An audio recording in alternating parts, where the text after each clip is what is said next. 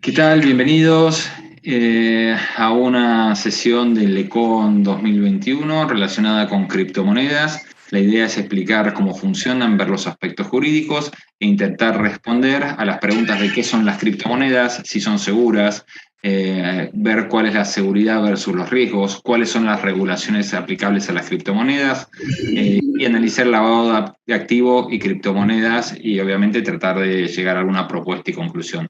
Los panelistas hoy aquí seremos el doctor Horacio Augusto Irigoyen, que es abogado, máster en Derecho Empresarial del ESIADE, titular del Estudio Jurídico Irigoyen Abogados y es profesor adjunto de la Cátedra de Instituciones de Derecho Privado de la Facultad de Ciencias Económicas UBA. La licenciada Sol Belloso, que es licenciada en Administración, también de la Universidad de Buenos Aires de la Facultad de Ciencias Económicas, es ayudante de cátedra de Derecho Privado, también de la Facultad de Ciencias Económicas de la UBA, y además es CX Leader en csocio.com, que es una empresa especializada en esto. Y por último, me presento yo, que soy Sebastián Sal, soy doctor en Ciencias Económicas, tengo un máster en Derecho en la Universidad de Pensilvania, soy socio del estudio Sal y Morchio y profesor también adjunto de la Cátedra de Instituciones de Derecho Privado de la UBA. Con lo cual, bueno, damos comienzo al coloquio. Horacio, creo que la idea era que vos empezaras a explicarnos un poco del tema. Muchas gracias, Sebastián. Bienvenidos. Bueno, las criptomonedas son el dinero en Internet, cuyo personaje más conocido quizás sea el Bitcoin, es la criptomoneda más famosa y antigua, nació hace aproximadamente unos 12 años. Aunque el Bitcoin es la más conocida, existen muchísimas criptomonedas más, se habla más de 10.000 tipos de criptomonedas. Esta fue creada en el año 2009 por un grupo de desarrolladores conocido como Satoshi Nakamoto, que aún hoy permanece en el anonimato. ¿El Bitcoin qué es? Es una moneda digital descentralizada, cuyas transacciones quedan asentadas en una especie de libro contable digital inviolable y no hackeable que se llama blockchain.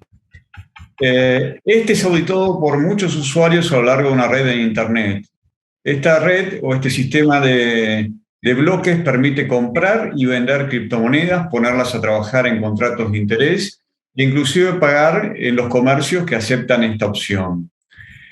Lo que brinda tanto valor al Bitcoin es la tecnología que viene por detrás y a la vez su escasez, ya que desde su nacimiento se estableció que solo se emitirán o minarán, como se dice en la jerga, 21 millones de Bitcoins. Como había dicho, es la criptomoneda más utilizada en todo el mundo para transaccionar bienes y servicios sin necesidad de utilizar dinero físico y tradicional. Dentro del concepto de criptomonedas podemos hablar de monedas descentralizadas, como el protocolo de código abierto que es Bitcoin, no emitido por ningún país. Las monedas centralizadas, que son aquellas que están controladas por alguna entidad, y las criptomonedas estables llamadas stablecoin, o monedas estables criptomonedas, que buscan reducir la volatilidad en relación con algún activo estable. Una moneda estable puede ser colateralizada, es decir, tener algún tipo de respaldo por dinero fiduciario como el dólar o por materias primas. ¿Qué utilidades y aplicaciones podemos encontrar?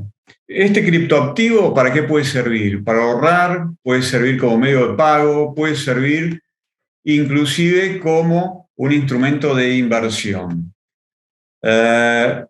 Son monedas muy volátiles, el valor del Bitcoin está regido por la ley de la oferta y la demanda, y es su escasez y su tecnología, como dijimos antes, lo que le ha dado tanto valor con el transcurso de los años. Entonces, el Bitcoin, como decíamos recién, por su alta volatilidad, puede variar su precio en lapsos relativamente cortos. Ha inclusive llegado a valores de más de $50.000 y descendido su cotización en un 45% en apenas una semana. Entonces, entendemos que por ello es una inversión de riesgo debido a sus alzas y bajas que pueden llegar a ser imprevisibles. Inclusive, comentarios de algunos referentes o operaciones que realicen con Bitcoin, algunos referentes como el dueño de Tesla, Elon Musk, al anunciar que compraba 1.500 millones de dólares en Bitcoins, dispara el valor de la divisa, así como también algún comentario negativo hizo que se desplome aproximadamente un 40% en menos de 6 días. Entonces, volvemos sobre este tema. No tiene un respaldo centralizado y tiene una alta volatilidad. Está regida estrictamente por la oferta y por la demanda, es decir, por la actuación del mercado. Escapa a cualquier medida de control de precios. Estos son temas fundamentales a la hora de decidirme por una inversión en Bitcoins. Pero por otro lado, el sistema a través del cual se desarrolla, el blockchain, ¿qué es? Es una cadena de bloques. Trajo una revolución no solo en la economía, sino en distintos ámbitos. Este blockchain podemos decir que es una especie de libro contable, digital, inviolable y no hackeable que está auditado por muchos usuarios a lo largo de la red de Internet. Vamos a ver un ejemplo, cómo funciona esto. Si una persona habitualmente quiere enviarle a otra determinada suma de dinero, la operación se realiza a través de un banco. Este banco va a actuar como intermediario de esta y otras transacciones, centralizando de forma efectiva el movimiento del capital de un lado a otro. ¿Qué pasa cuando una persona le pide a un banco que retire de su cuenta determinada suma de dinero y lo transfiere a la cuenta de otra? En apenas unas horas, este banco va a haber anotado en su cuenta la transacción, restando de la cuenta de uno la suma determinada y comunicando al otro banco que debe añadir a la cuenta del receptor esa suma.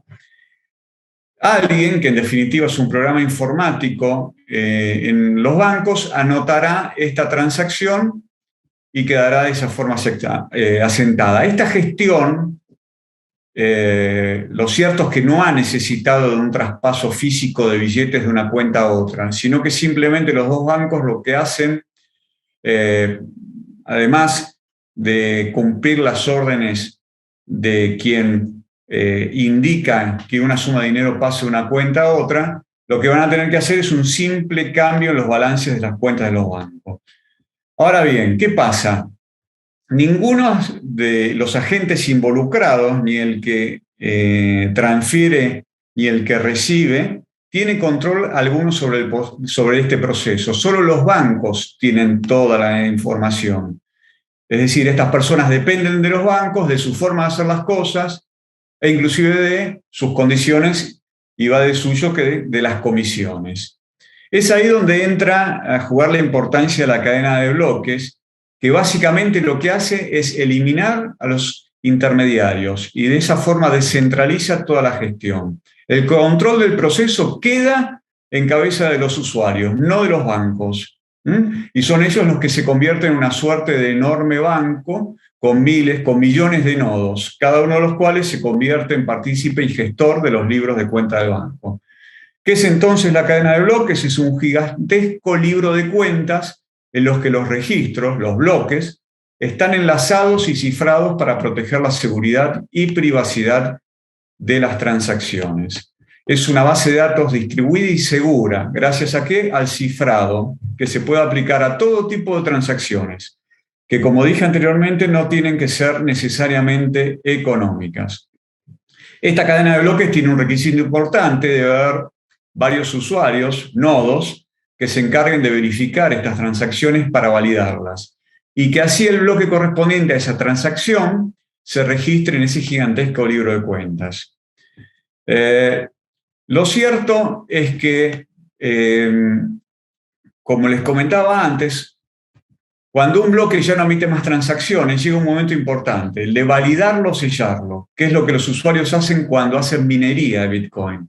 Ese minado de bloques consiste en la realización de una serie de complejos cálculos que requieren tiempo y muchísima electricidad.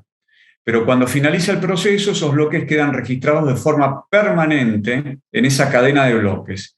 y no pueden ser modificados sin que se alteren todos los bloques que están enlazados con él. Les comentaba el tema del consumo de electricidad, que no es un tema menor, ya que después vamos a dar algunas especificaciones al respecto que seguramente van a sorprender a más de uno. Gracias al uso de la cadena de bloques, lo que se hace es sincronizarse los nodos y se logra la irreversibilidad de las transacciones, lo que permite que nadie altere o trampee el sistema cometiendo fraudes para beneficiarse, modificando el libro de cuentas, por ejemplo, para desviar Bitcoin de un lado a otro sin que otros se enteren. Bien. ¿Qué se puede hacer también a través de la cadena de bloques y las criptomonedas? Uno de los conceptos que más están apareciendo al hablar de estas criptodivisas y las cadenas de bloques son las ICO, las Initial Coin Offerings. Una ICO es una forma de financiación de un proyecto empresarial que en lugar de ofrecer acciones, ofrece tokens virtuales o lo que es lo mismo, nuevas criptodivisas. Es decir, si ese proyecto triunfa, las criptomonedas en las que se basó su financiación van a ganar valor. Entonces, este funcionamiento vemos que es similar al de las ofertas públicas de venta, pero en lugar de comprar acciones de una empresa, lo que hacen es comprar criptodivisas en una operación con un formato mucho más incierto, por cierto, sin regulación alguna, y en el que básicamente lo que se está haciendo es apostar por el futuro de un proyecto empresarial, con muchas menos pruebas o garantías de ese eventual hipotético futuro éxito de ese emprendimiento. O sea, tenemos un componente especulativo que rodea a todo el mundo de las criptodivisas, inclusive de estos proyectos de inversión, que es muy alto. Como les comentara, a pesar de que la cadena de bloques está relacionada directamente con las criptodivisas o criptomonedas, también hay un futuro más allá de esto para lo que es el blockchain. Lo que estoy queriendo decir que se está utilizando, inclusive se están desarrollando algunos proyectos para utilizarlos más allá de las criptomonedas. Por ejemplo, para registrar propiedades. Tenemos casos concretos en el gobierno japonés que con un proyecto para iniciar y unificar, digamos, todo el registro de propiedades urbanas y rústicas con tecnología de cadena de bloques. Esto va a permitir contar con una base de datos abierta, donde se van a poder consultar datos de 230 millones de fincas y 50 millones de edificios que se estima que existen en ese país. En Dubái también se está planeando algo parecido, y esto, por cierto, observamos que pone en peligro ciertas funciones del notariado.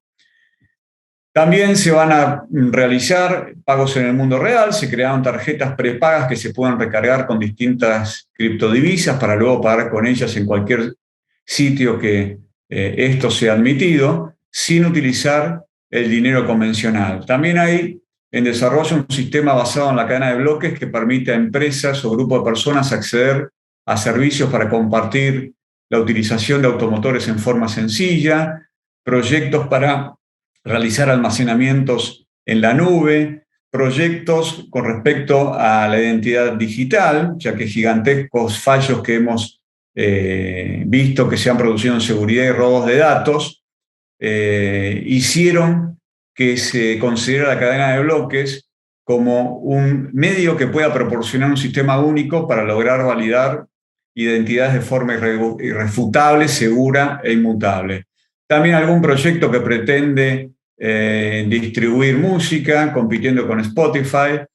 Algunos gobiernos, inclusive, que quieren incorporar la cadena de bloques en los servicios públicos y para presumir de esa forma de una transparencia absoluta, que es en este momento lo que siempre se pone en tela de juicio. E inclusive el robo masivo de datos hizo que en Estados Unidos algunos propongan la sustitución de los números de seguridad social con un sistema basado en la cadena de bloques. Hay iniciativas incluso para descentralizar el gobierno, y BitNation es uno de esos proyectos que tratan de llamarnos a convertirnos en ciudadanos del mundo. También en lo que es sanidad, utilizar la cadena de bloques para registrar todo tipo de historiales médicos o historias clínicas. En lo que es a registro de derechos de autor también se está considerando utilizar la cadena de bloques. A ver, estas criptomonedas no son un fenómeno aislado, sino que son parte de una industria que crece en Argentina y en el mundo, conocida como fintech, que se refiere a las finanzas con base tecnológica. En nuestro país inclusive hay una cámara argentina de fintech que está funcionando bastante y muy bien, incorporando cada vez más empresas. Habíamos comentado como una de las críticas que se le hace a nivel global a las criptomonedas, en especial Bitcoin, es que como las computadoras trabajan casi 24 horas para completar los rompecabezas, el consumo eléctrico es muy alto. Minar requiere cantidades de energía y la mayor parte de electricidad se produce a partir de combustibles fósiles como el carbón, el petróleo y el gas, que son altamente contaminantes. Inclusive hay informes recientes de la BBC que dice que el minado de bitcoins global requiere y se equipara a toda la energía que se usa en Argentina o Finlandia, por ejemplo, para funcionar.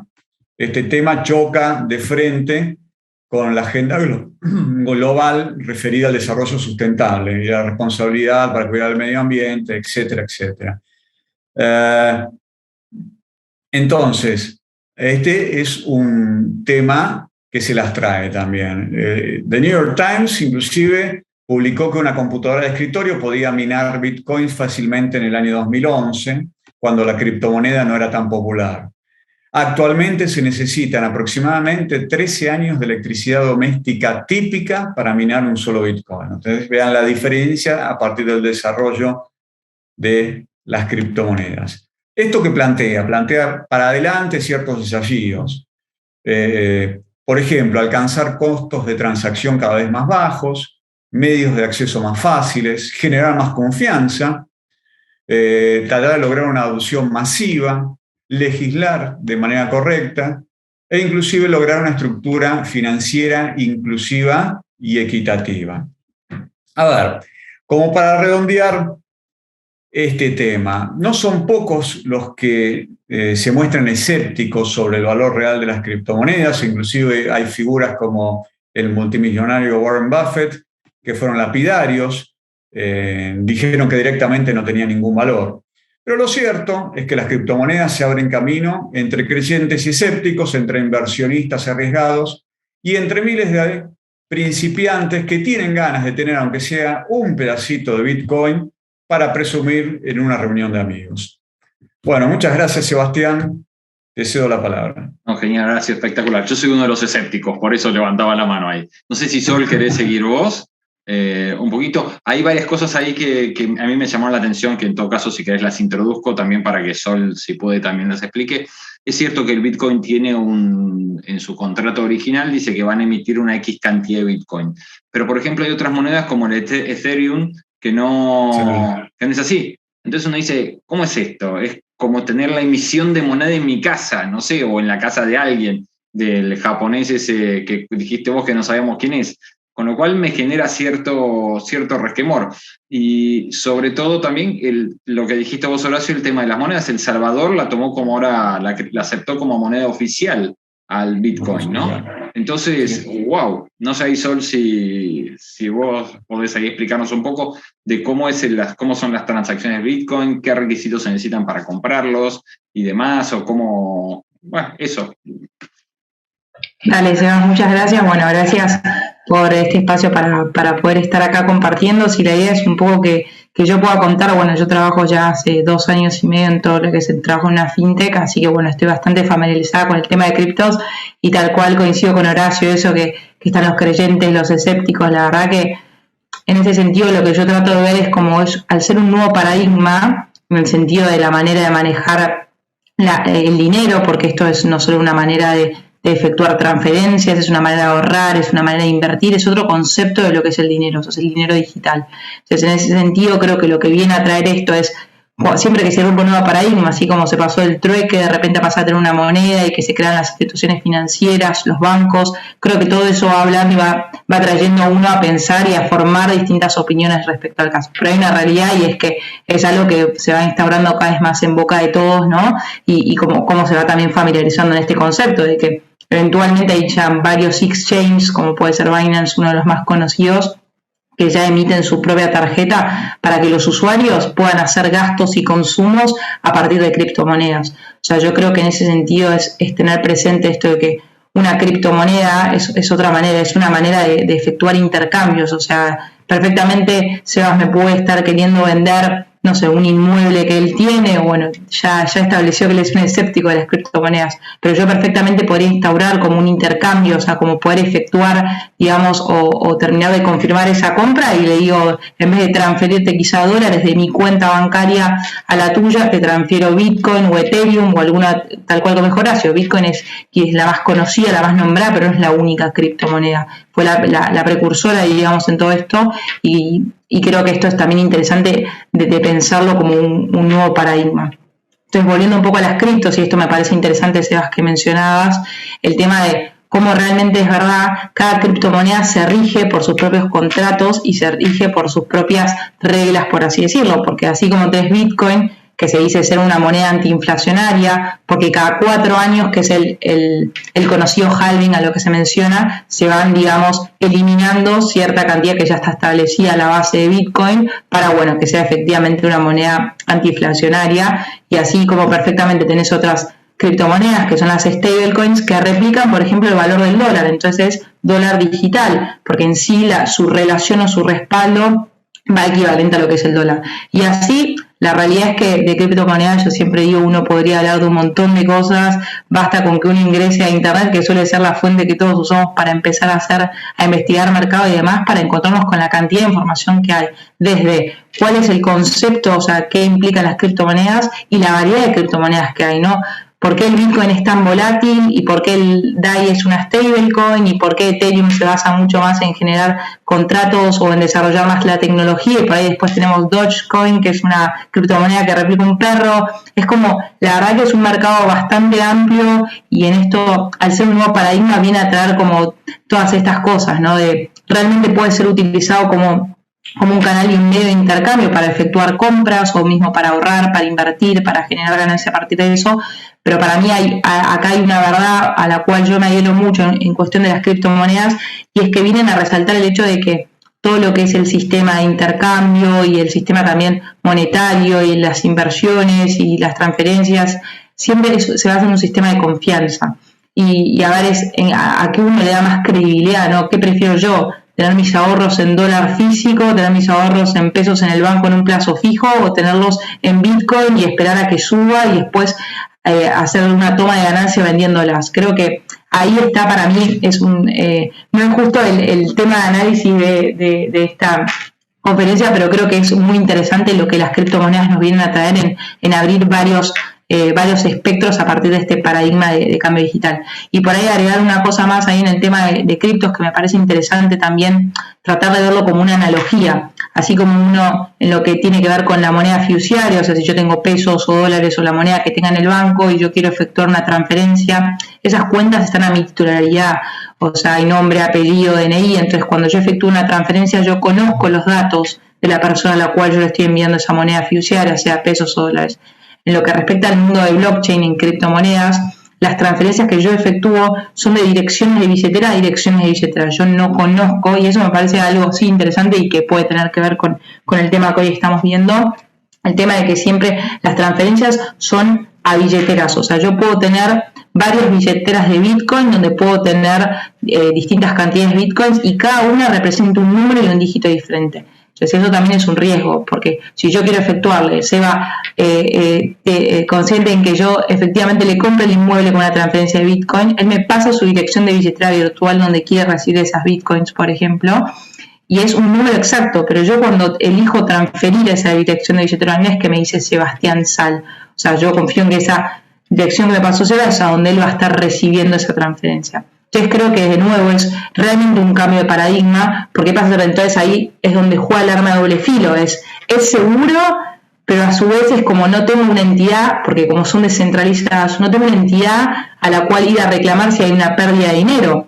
Es como yo me baso en esos bloques, en esa que es una red inhackeable, tiene trazabilidad, pero ¿qué es lo que pasa si yo envío dinero a una billetera que no era la adecuada? Yo no conozco el destinatario. Entonces también uno tiene que tener a la hora de manejarse con las criptomonedas, sean las stablecoins que no son volátiles, sean las bitcoins o las que, bueno, más conocidas por su volatilidad, siempre tomar los recaudos porque es otra manera de manejar las inversiones, las transferencias y el dinero de uno, y creo que, bueno, en sí hay varias cosas en las que uno puede ir ahondando, pero a tener presente esto, y creo que para mí es lo más real y tranquilo de todo, es que no deja de ser un sistema de confianza, así como uno elige confiar en un banco para tener sus ahorros, o eligió en su momento la gente que creía en el trueque como el medio de intercambio y que le daba valor a, digamos, todas las transacciones que tenía en la cotidianidad. Pero eso es un poco de lo que creo que es interesante aportar, y hay mucho, digamos, por conocer, y creo que desde este punto de vista hay muchas aristas sobre las cuales uno puede empezar a tener análisis o considerar, y bueno, eso es un poco mi aporte, Sebas. Buenísimo, Sol, mil gracias. Yo acá, como decía, soy el escéptico, quizá por viejo, no sé, no termino de creerme que esto que hacemos con las computadoras pueda generar valor y sea tan seguro. De todas formas, sí veo, yo siempre digo que, capaz que por mi deformación de derecho penal, veo siempre la parte sospechosa de todo esto. Y una de las cosas que hay es, como bien decías vos, Sol, que yo le estoy transfiriendo dinero y no sé a quién. Le transfiero un número. Y esto efectivamente ha generado un montón de sospechas, ¿no? Sobre todo en el narcolavado, de gente que abre diferentes cuentas de Bitcoin. Yo lo que me tomé el trabajo estos días de dedicar a meterme a ver si se puede, cómo hacía para abrir cuentas en diferentes lugares, ¿no? Hay varios lugares muy conocidos, hay algunos que son muy serios, otros que uno se da cuenta que le piden cualquier cosa, entra con la cuenta de Google y ya le abren la cuenta de Bitcoin, ¿no? Entonces, y además también había visto en otros países, en Turquía, por ejemplo, que acá en Argentina no existen todavía, o por lo menos no he visto, no sé si existirán o no, hay como cajeros automáticos de Bitcoin, ¿no? En el que uno va, deposita, paga, y entonces parecería que todo fuera más impersonal. Y para mí el tema es ese, la falta de regulación que hay acá, y que nadie sabe quién maneja esto en el fondo. Y por más que es algo que supuestamente tendría que ser algo muy fácil, porque hay mucha trazabilidad, por ser algo muy serio y por ser algo, estas cadenas, estos bloques, ¿no? Estos blockchains que hacen que uno pueda saber de dónde sale la plata, dónde va y demás. Claro, uno no tendría dónde ir a quejarse, no sé dónde está el señor Bitcoin para ir o el Banco Central de Bitcoin para ir a quejarme en todo caso, si el Bitcoin que dicen no es bueno o es malo, si Bitcoin mañana se cae, o cualquier otra moneda, ¿no? Como decíamos, porque hablamos mucho de Bitcoin, pero hay un montón, como bien decía Horacio y decía Sol, hay un montón de monedas de estas. Y fíjense, inclusive acá la UIF en su momento sacó una resolución relacionada con eso, la 300 del 2014, claro, que dice que están los sujetos obligados que tienen que informar de estas operaciones que resulten sospechosas.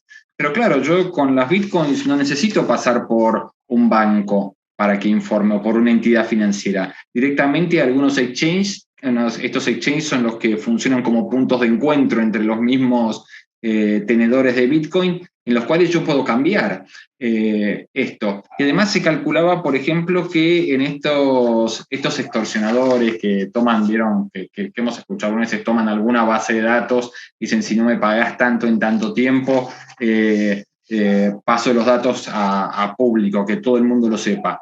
Bien, acá tenía una estadística que había, por lo visto, hay cuentas de estas que habían recibido hasta 350 millones de dólares, ¿no? En Bitcoins, porque siempre no lo piden en cash, ni piden hacer una transferencia, obviamente. Lo piden en Bitcoins porque es difícil después saber a dónde está. O inclusive, lo que hacen algunos, por lo visto, es abrir muchas cuentas chiquitas, porque a veces piden que uno emita con tarjeta de crédito, o que haga una primera, por uno tiene que hacer los primeros depósitos, de algún lado tiene que salir ese dinero. Con lo cual lo que tendría que haber es primero una cuenta de dudoso origen, digamos, o sea, o de alguien que no, perdón, al revés, de alguien que no sea sospechoso, de una persona común, que de golpe abrió una cuenta en un banco y tuvo una tarjeta de crédito y empieza a pagar bitcoins. Pero uno, también me estaba fijando en una de estas, uno podía comprar lo mínimo que costaba, lo que podía invertir eran 15 euros, pero después de ahí podía invertir hasta 50.000 euros y uno no le preguntaba nada, ¿no? Entonces uno dice, wow, es una forma de mover dinero interesante, con poco control, supuestamente segura. El trabajo de minería, esto lo vimos también, esto que dijo Horacio, antes era muy fácil minar, y hace poquito salió un artículo en el cual alguien estaba minando Bitcoin, se robaban las computadoras para minar. Hubo un lugar que asaltaron hace poco, que era un lugar donde estaba lleno de computadoras de estas de Bitcoins, hicieron un secuestro como si fuera un banco, ¿no? Pero se llevaron las computadoras, no se llevaron el dinero, para seguir minando. Entonces, claro, todo esto genera cierta inseguridad y cierto, por lo menos, resquemor. Y no sé cómo reaccionarán tampoco los bancos frente a esto, porque esto es claramente un desafío al sistema financiero, me parece, global. Que haya gente que no sé quién la controla, no sé quiénes son, no está muy claro cómo emiten, y la gente, sin embargo, le va creyendo. Está claro que todo esto tiene que ver mucho también con el tema de creer o no creer, ¿no es cierto? Es lo mismo que pasa con los billetes. En el fondo, uno cree en el dólar que es verde y no cree en el peso que es, no sé, naranjita, pero por el respaldo, porque le cree algo de otra cosa, no cree solo en el papel. Esto es interesante, y en el tema de lavado, como decía, ha habido inclusive casos en Inglaterra en el que han secuestrado hasta 250 millones de libras en bitcoins, ¿no? Y uno dice, wow, es un montón de plata. No sé cómo se da en la parte efectiva, la parte práctica de esto, pero es claro que también muchas actividades ilegales van por ese lado, inclusive lo que es la Internet oculta, la Hidden Internet, que uno podía, había una página, no la voy a decir, obviamente, dentro de eso, en la cual hasta uno podía contratar sicarios pagando con bitcoins, era increíble.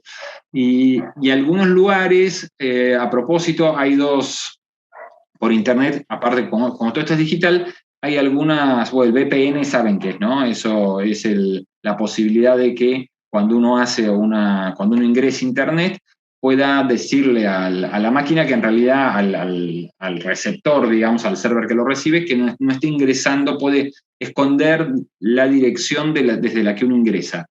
Entonces, para esto hay un VPN que uno puede pagar, también hay un sistema que se llama Tor, que se baja automáticamente de internet y que a uno le cambia la dirección y le esconde la dirección de internet de la cual ingresa. Decían que esto, claro, que en algunos lugares o en algunos países están empezando a poner determinados límites con esto. Dicen, bueno, si hay alguien que ingresa o se puede detectar que está ingresando con un VPN, algo que hace que no podamos saber su dirección, o con este mismo programa Tor, inmediatamente bloquearlo, o sea, no dejarle hacer la transacción, porque también ahí tenemos un tema con la trazabilidad. Sí, yo sé de qué número a qué número va, de qué billetera a qué billetera, pero no sé de dónde, quién lo está haciendo ni de cómo lo está mandando, ni después esa billetera quién pasó, porque ahí en todo caso quizás Sol vos nos puedas explicar si las billeteras son de una sola persona o si pueden ser billeteras inclusive hasta corporativas o billeteras que hoy son mías y mañana se las paso a Horacio. Quizás, ¿no? Ahí no sé cómo funciona. Pero... Mira, solo te lo agrego porque me parece interesante a saber. Las billeteras tienen una dirección única, por ende también depende de dónde vos la tengas. O sea, hay distintos tipos de seguridades en las billeteras en las cuales vos podés tener tus claves privadas o simplemente así como accedes a distintos sitios que suelen ser así la mayoría de los exchanges donde tenés las wallets, que vos lo veas con tu usuario y contraseña, y las claves privadas, digamos, se las reservas a ese exchange porque confías, pero en sí las direcciones de billeteras son únicas. Y el acceso a esas billeteras las tienes quienes tienen las claves. Está bien, es interesante, pero yo podría pasarle la clave a un tercero, por ejemplo, y decirle, bueno, toma, esto ahora es tuyo, ¿o no? Efectivamente, si optaste por una de los exchanges o las distintas wallets en que simplemente necesitas acceder, generalmente igual la mayoría también tienen sistemas de seguridad, o tenés que usar el 2FA o tenés que usar la clave SMS, o sea, cada vez se apunta más a mayores sistemas de seguridad, y en sí, si esa persona a la cual vos le querés brindar los datos tiene todos esos datos para también poder hacerlo, en definitiva puede tener acceso a eso. Está bien, resulta interesante. No sé, Horacio, vos acá si querés agregar algo de todo esto. No, mira, con respecto, decíamos, bueno, ¿a quién vamos a buscar ya que no hay una entidad centralizada que emita los bitcoins, ¿a quién le vamos a reclamar? Lo cierto es que acá también los bancos centrales no nos dieron demasiadas explicaciones cuando, por ejemplo, se devaluó el precio de la moneda. Entonces, yo no sé qué es peor. De todas formas, para tener en cuenta, en abril de 2017 hubo una ley monetaria que entró en vigencia en Japón y como dato relevante, podemos decir que esa ley reconoce a las criptomonedas como método legal de pago. Y de esta forma Japón fue el primer país en reconocer las monedas digitales como medio de pago. Los japoneses rara vez se equivocan, ¿no? Entonces, me parece un poco que siempre marcando tendencia, esto nos está indicando el camino. Y con respecto a las operaciones que se pueden hacer, estas operaciones dudosas, hace unas pocas semanas se conoció un fallo en el cual se condenó a una persona en el marco de una causa por narcotráfico. Había alguien que se ocupaba de lavar el dinero proveniente del narcotráfico a través de bitcoins y esa persona también fue condenada. Esto hace 2 o 3 semanas. Bueno, interesante. Está claro que este es un fenómeno que no va para atrás, o sea, que va avanzando y que va a seguir avanzando, pero no solo a nivel económico, sino para cualquier otro tipo de operaciones, tal como decía Horacio, esto de las historias clínicas yo se lo había visto también, de que se está trabajando en eso, en el tema el tema notarial, o sea, creo que va a cambiar mucho el futuro y que el futuro seguramente va a pasar por ahí, ¿no? O sea, va casi, les diría, 99%. Ya veremos a ver qué pasa. Pero digo, yo siempre, si bien no soy muy amigo del Estado y la regulación estatal, a veces un poquito de regulación quizá me deja un poco más tranquilo, ¿no? No sé si quieren agregar algo como para cerrar, que estamos por cumplir el tiempo y darle un cierre a esto, Sol.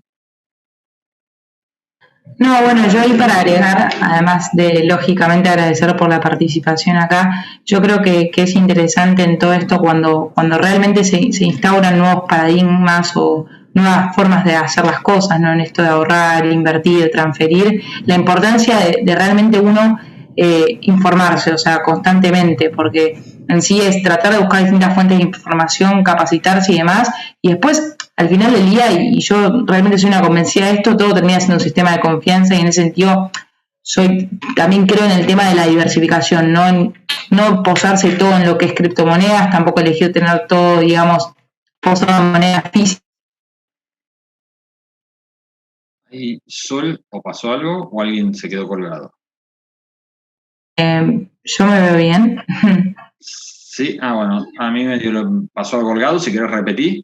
No, a lo que iba y me parecía importante decir que el hecho de sobre todo lo que tiene que ver con las distintas maneras de uno manejar el dinero en lo que respecta a ahorro, inversiones, transferencias o maneras de generar intercambios, es tratar de siempre mantenerse diversificados, o sea, elegir distintas vías por una cuestión de que también los paradigmas van cambiando y cuando los paradigmas cambian o los sistemas de confianza también empiezan a tener quiebres o empiezan a flaquear, también es importante uno estar informado y conocer y entender cuál de esas alternativas que hay abierta a uno le conviene ir optando, ¿no? Esta importancia de tampoco casarse con ninguna idea, ¿no?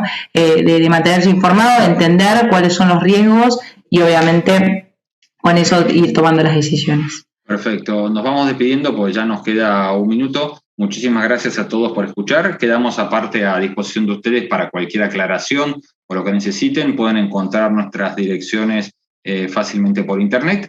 Y bueno, nuevamente gracias y gracias a la facultad por permitirnos hacer esta presentación. Hasta luego.